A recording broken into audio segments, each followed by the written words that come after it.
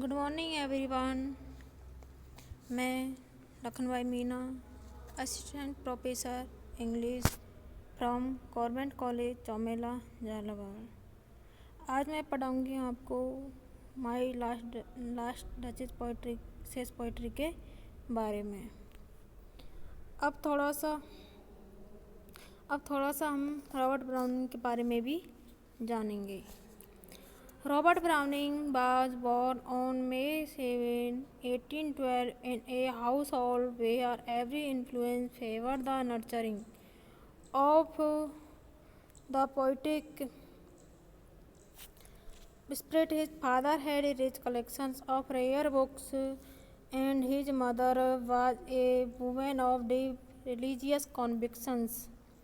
And when they discovered that their son had the making of a poet, they encouraged him. He came under the influence of Byron in the beginning and then of Shelley, and under the influence of the latter he discovered that poetry could have color, radiance, passion and melody. Browning was a major Victorian poet and a contemporary of Tennyson. He is known for his intellectual vigor and his psychological studies of human nature. Browning grew up literally in an environment of arts. Educated mostly at home, he was well versed in arts and their appreciation. The most event of his life was his meeting with Elizabeth Barrett in 1845. She was himself a poet and admirer of Browning's verses. They fell in love almost the instant they met. A year of intense wooing followed, and Browning succeeded in persuading her in spite of her delicate constitution and the opposition of her stern and very Victorian father. To allow with him, they lived for the most part in Italy at Pisa, Florence and Rome until her death in 1861. मतलब 1861 में Elizabeth वेरेट की death हो गई. Perhaps this personal experience recorded in their letters in some of his poems, One Word More by the Fireside, made him one of the greatest love poets of the century. Browning writes, Take away love and our earth is a tomb. Their letters reveal a rare ritual and spiritual kinship, an inviolable and intense love, and a wonderful critical penetration. He returned to England after Elizabeth's death and settled to London. Though he was a prolific writer and though his poems had appeared regularly since the early beginning in 1833, recognition came to him late. He had to wait till 1860 before he could find a large, though a light following which rewarded him for his philosophy and his optimism. Then, for his poetic quality, he died at Venice in 1889. अब इसकी कुछ बर्थेज है उसके बारे में जान लेते हैं. Browning first volume Pauline appeared in 1843. जो ब्राउनिंग की फर्स्ट वॉल्यूम थी पॉलिन वो 1843 में पब्लिश हुई. His last Iceland in 1889 on the day of his death.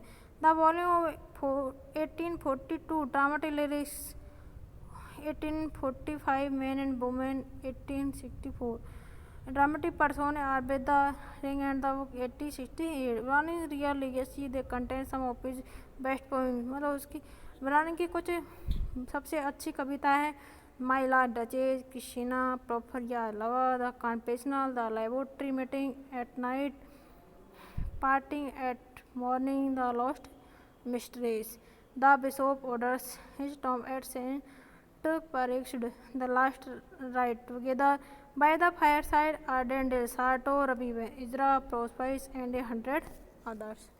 इस प्रकार हमने ब्राउनिंग की जीवन के बारे में और उसकी महत्वपूर्ण कविताओं के बारे में जान लिया है.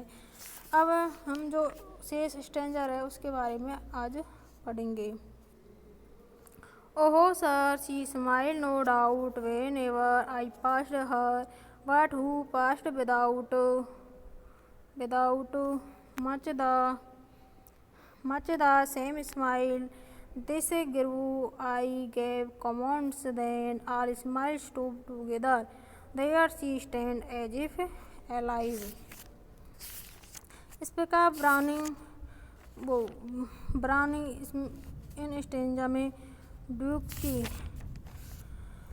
जो एनवे से अपनी पिछली वाइफ के बारे में बातें करा उसे बता रहा है कि these lines are from Robert Browning's poem entitled My Last Duchess. The Duke was very angry with the Duchess's appreciations of everything she saw. She was of a generous nature and was responsive to every good deed done to her by anybody, however small or low.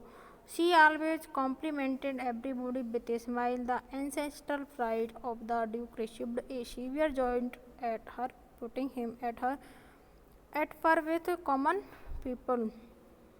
The possessive husband wanted exclusively to own her smile. He thought it below his dignity to correct the lady because it would have meant coming down a little from his wanted dignity.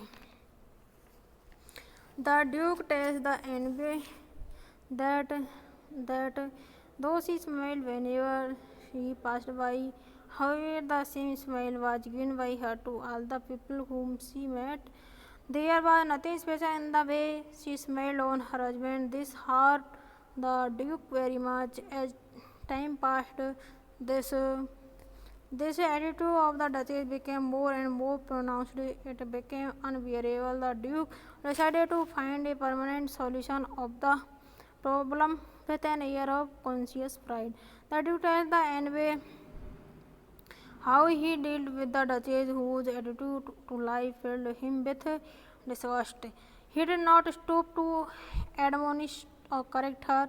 Finding that it was growing out of proportion, he took the necessary step to stop it forever. I gave commands, then all smiles stopped together. Browning smiles once said that by the Duke's cryptic words, he had meant that at his orders she was either put to death or shut up in a convent. Most probably she was put to death secretly. The Duke then again pointed to the Duchess painting, saying that the painting is so real that the Duchess seemed to be standing there alive. इस प्रकार इन पंक्तियों में भी Duke duchess की उसी मुस्कुराहट के बारे में बता रहा है कि वह हर किसी पर हंस देती थी. इस प्रकार उसका पॉजिटिव एटीट्यूड को बताया गया है. और इसमें क्रिटिकल नोट बनेंगे. Professor Hiram Corson is said to have question Browning on the meaning of the lines and the poet said that the commands were that she should be put to death or he might have had her shut up in a convent. Robinson has called the passage then all smiles stopped together a tragedy in 5 words. He wants attention to the regarding of the rhythm to suit the substance of the line.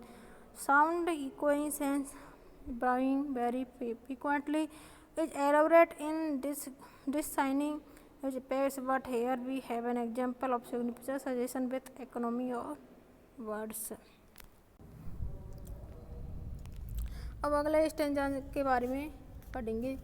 Will not please you rise will made the company below. Then I repeat the count your master's own munificence is ample warrant that no just pretense of mine of robbery will be disallowed, though his fair daughter herself, as I would at starting, is my object. Nay, we will go together down, sir. Notice Neptune, though taming is a horse, though Ariete 55, which close of Innsbruck cast in bronze for me.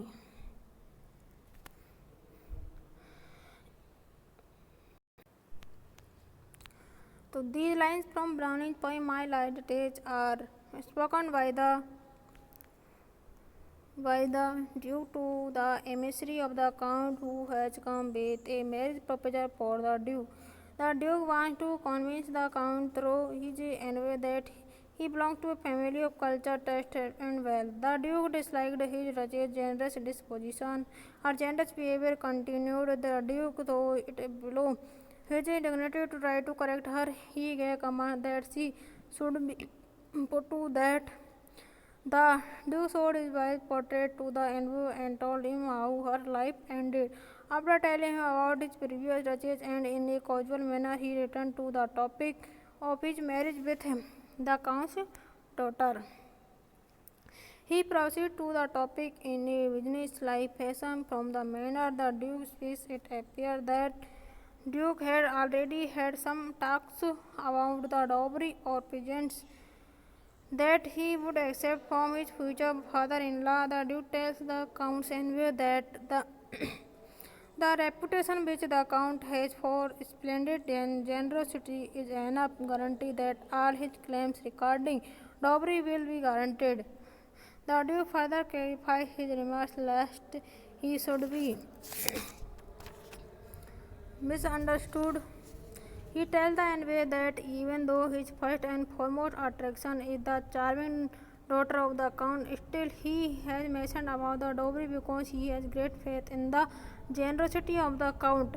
While going down, he draws the envoy's attention to a bronze statue of Neptune, the Sea God. He tells the envoy that this pose of Neptune taming a seahorse is a rare one. He also informed the envoy that the bronze statue was made for the Duke by Claus of Innsbruck. The Duke wants the dowry to be worthy of his status, and at least he considers it to be significant that Barnage makes him speak first of the dowry, then of the lady, that shows which is more important to him. Obviously, love has no place in such constructs entered into by him. We assert that he is a short while he would treat his second wife in the way he treated the first, the same fate awaits her.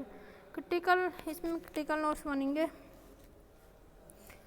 कि first may be down the man has evidently stood back, allowing the Duke to move down the staircase first. As they are stepping down, the Duke calls attention to one of his rear bronze pieces.